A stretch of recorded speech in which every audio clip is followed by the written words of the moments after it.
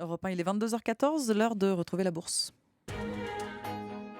En compagnie ce soir de Didier Hameau de boursier.com. Bonsoir Didier. Bonsoir Emmanuel. Wall Street termine finalement proche de l'équilibre ce soir. Oui, c'est Dans plutôt... le tumulte général. Oui, effectivement, oui, ça a beaucoup bougé en séance, effectivement, avec un Dow Jones qui recule modestement. 0,08% de moins, 16 014 points. Le Nasdaq perd 0,35%, 4 269 points.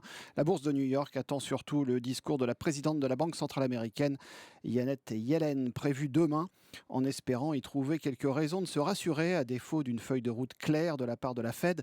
La Réserve fédérale a semblé jusque-là naviguer à vue en fonction des indicateurs économiques contradictoires sur l'état de santé de l'économie américaine. Ce soir, le baril de pétrole recule encore nettement de plus de 6%, 28,30 $ le WTI.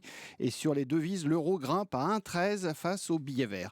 Aux pétrolières, donc, Exxon recule encore de 0,4%. Aux banques, Goldman Sachs cède 0,6% avec JP Morgan, donc des baisses plutôt limitées. Aux technologiques, Apple est stable, 94,99 $. Twitter, en revanche, chute encore de 3,3%, 14,40 $.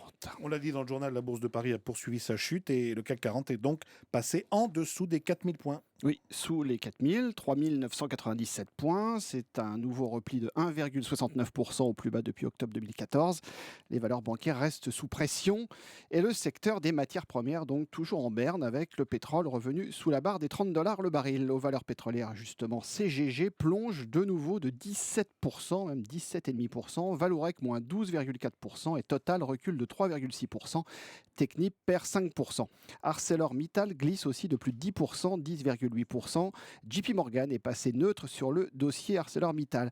Du côté des bancaires, Natixis recule de 5,4%. Il y a de la casse aussi sur BNP Paribas, moins 3,5%. Société Générale, moins 4,4%. Et le Crédit Agricole, moins 4,5%. Et puis Didier, parmi les rares valeurs en hausse, il y a Score qui s'en tire bien.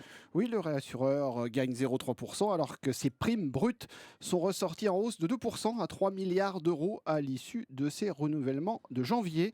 Donc la Score en hausse de 0,3% ce soir. On a aussi Publicis qui remonte d'1,1%. Ça résiste aussi du côté de l'Air Liquide qui reprend 0,8%.